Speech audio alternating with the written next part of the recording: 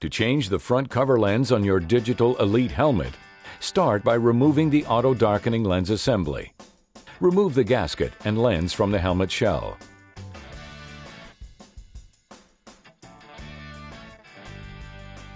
Remove the current front cover from gasket and replace with the new front cover lens.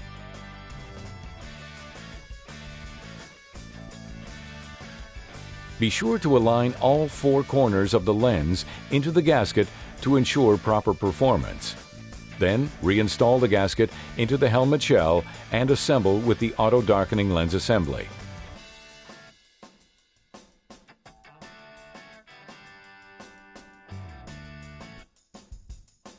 To replace the inside cover lens, use the thumbnail opening located at the top center of the lens cover to remove the current inside cover lens. Replace the lens cover by gently bowing it on the center and inserting it one end at a time into the retaining clips located on the outside of the auto darkening lens assembly. For more information on Miller welding helmets, visit millerwelds.com/helmets.